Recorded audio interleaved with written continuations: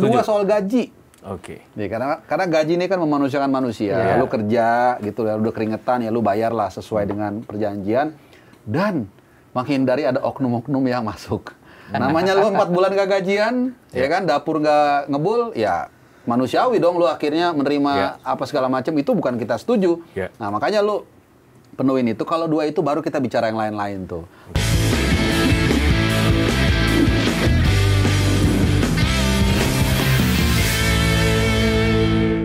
Kita udah nggak sabar ya untuk seperti apa melihat persaingan di Liga 1 yang udah siap untuk digelar. Sementara di Liga 1 yang sekarang menjadi Super League sendiri dengan ada pembaruan dan secara masif ya. LIB menjadi I-League, Liga 2 menjadi Pegadaian Championship.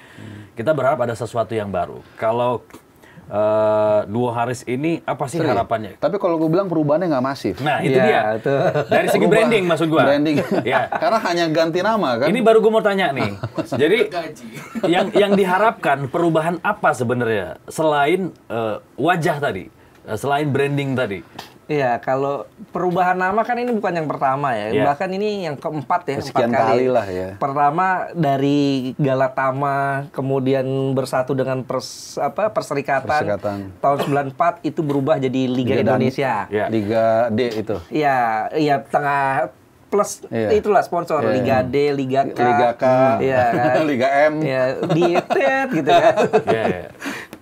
Kemudian berubah jadi Indonesia Super League. Berubah lagi jadi Liga 1. Sekarang berubah lagi jadi Super League. Artinya tinggal berubah nama. Dan untungnya sekarang nggak berubah konsep.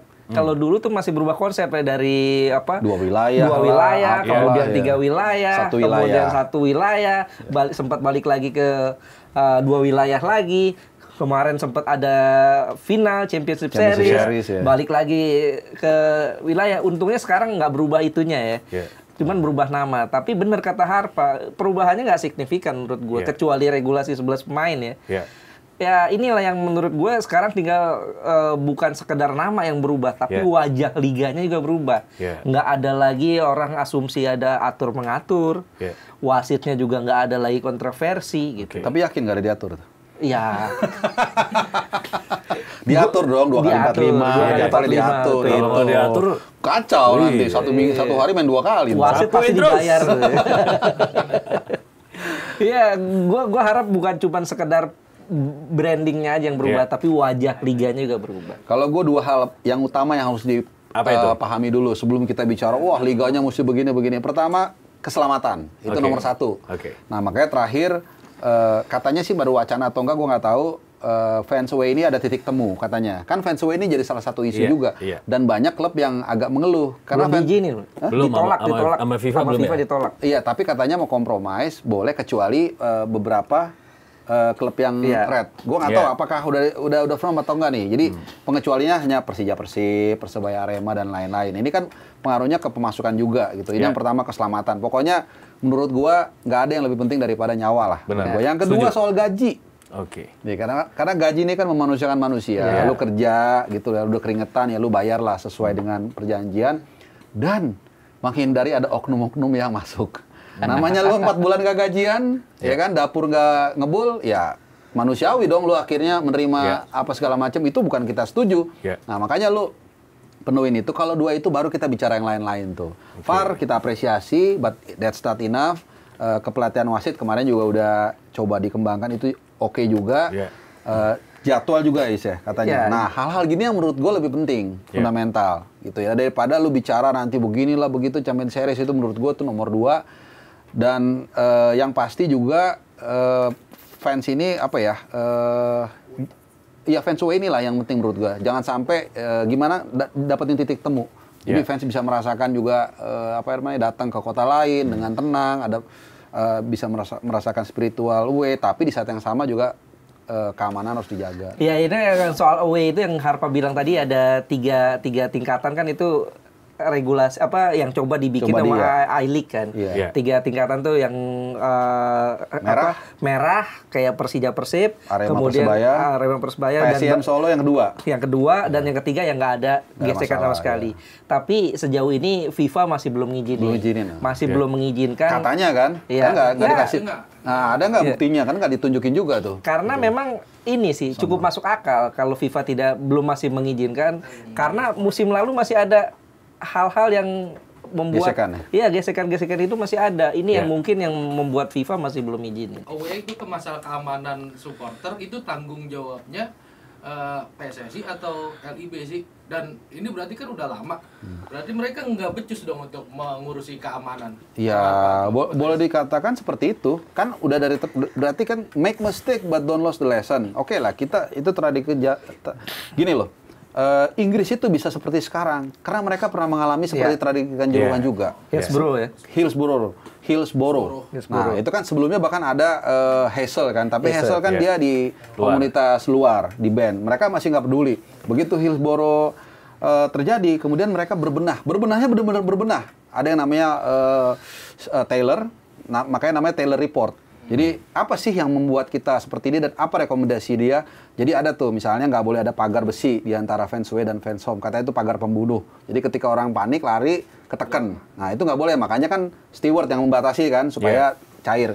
Kedua all seater stadium. Yang ketiga e-board di pinggir lapangan itu harus bisa ditidurin. Kalau ada apa-apa jadi bisa evakuasi deh. Nah kita mana nih dari Kanjuruhan? Nggak ada yang real gitu. Jadi nggak bisa kita bantalin terus ke FIFA. Ya FIFA kan lihat juga, oh lu nggak beres ya gue larang. Gitu. Jadi harus ke kita juga gitu. Jadi jawaban lu ya memang belum beres berarti kerjaan yang nggak dikerjain. Tanggung jawabnya siapa berarti? LIB dong, operator harusnya. Sebagai operator kan dia. Walaupun PSSI sebagai pembina atau apapun itu namanya, dia kan punya saham 1% juga. Tapi 1% yang ini kan, yang lu bisa dalam tanda kutip yang bisa agak powerful gitu. Nah, mereka harus ya kerjaan PR-nya lah. Sebetulnya sih sederhana kalau menurut gue. Oh, berarti bukan Payakumbuh ya? Gue lebih suka sederhana sih. Pagi sore juga enak.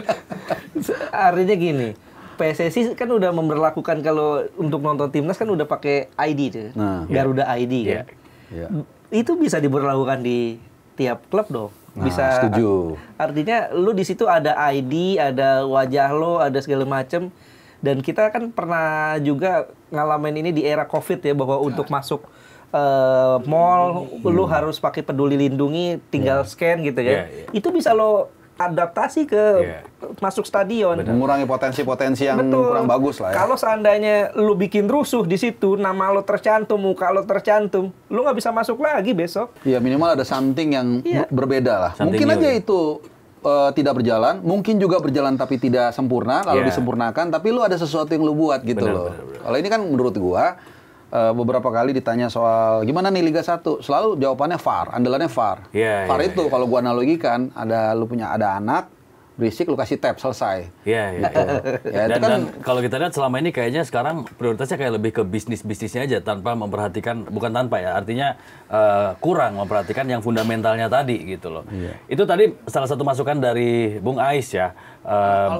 Karena beliau ini adalah salah satu pengembang aplikasi Peduli Lindungi Nikahi Nafkahi. Sekarang masih ada tuh.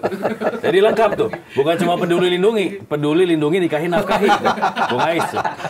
Pengembang aplikasinya. Ini yang off-air tadi nih, bocor nih. Bocor. Oke. Hadiah juga nih. Ini ada kenaikan ya. 40% ya. Iya.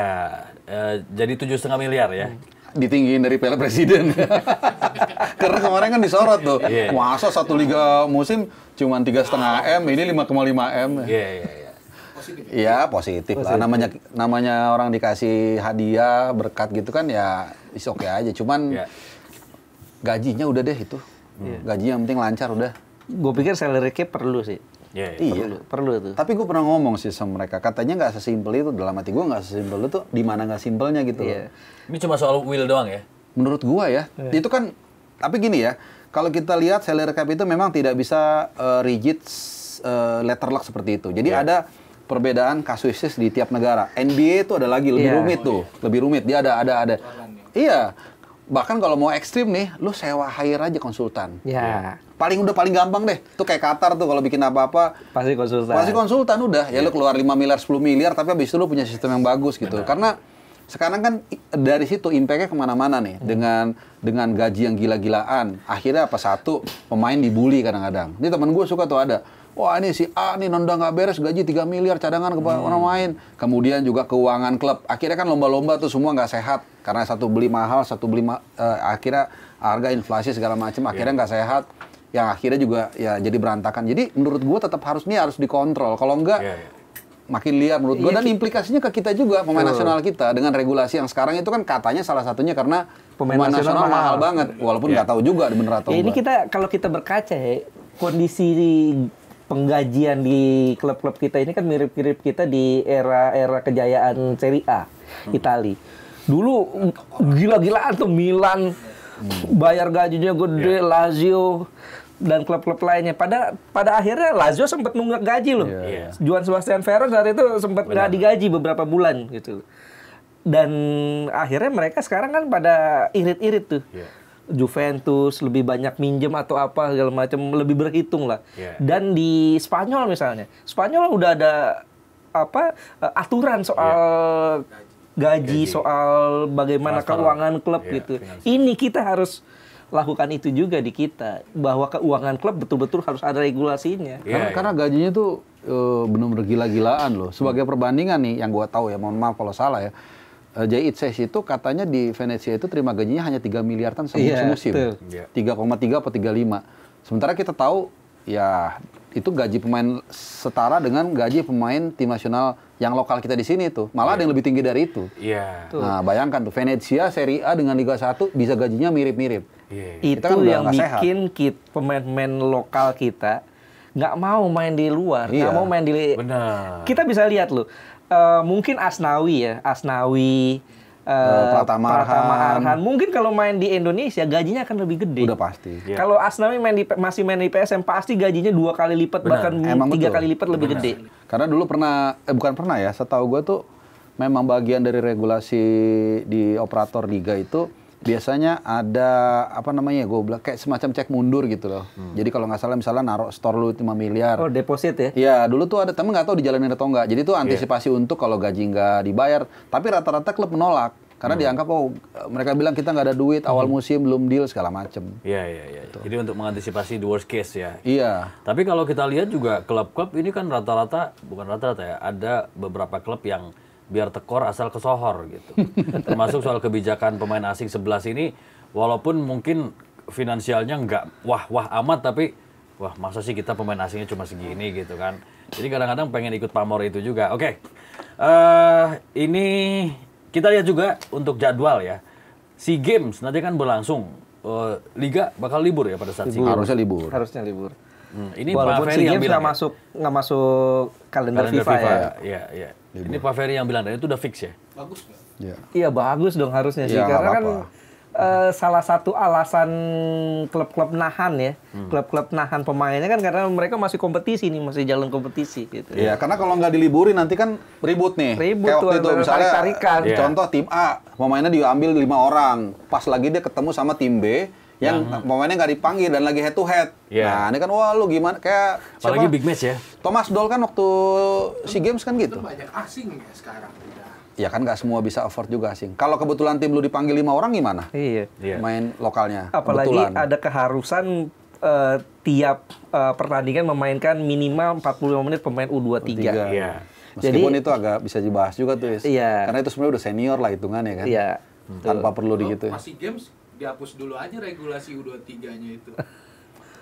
Karena ini SEA Games, maksudnya belum tentu juga dia cuma punya satu. Kalau dia misalnya punya pemain U23-nya kan bisa aja karena itu udah senior hitungannya kan. Udah banyak pemain yang usia 22 tuh inti gitu ya. Ada 3 orang dipanggil. Sementara lu pas ketemu dengan lawan yang lagi head to head nih kejar-kejaran, dia kebetulan nggak dipanggil. Pasti ngeluh kayak Thomas Doll kan waktu itu kan, Persija. Gitu. Oke, ini kita highlight juga sedikit soal tadi ada tunggakan gaji pemain ya. Ini rilis tagihan klub Indonesia masih menunggak. Total tunggakan 4,3 miliar untuk Liga 1 atau Super League. Liga 2-nya total tunggakan 3,6 M dan untuk Linus atau Liga 3 2,5 miliar. Ini kalau dilihat nih, mungkin lebih banyak pemain yang ditunggak yang Liga PNM, Liga 3 nih. Yeah. Karena kan pasti gajinya lebih kecil kan. Yeah. Walaupun 2,5 miliar mungkin 20 orang. Jumlah orangnya lebih banyak gitu. Iya, memang ini PR sih ya buat kita ya. Artinya kedepannya jangan cuman sekedar gede-gede aja gajinya tapi nggak dibayar gitu. Yeah. Artinya lebih mending gajinya itu tidak terlalu besar tapi stabil. Gitu, pembayarannya.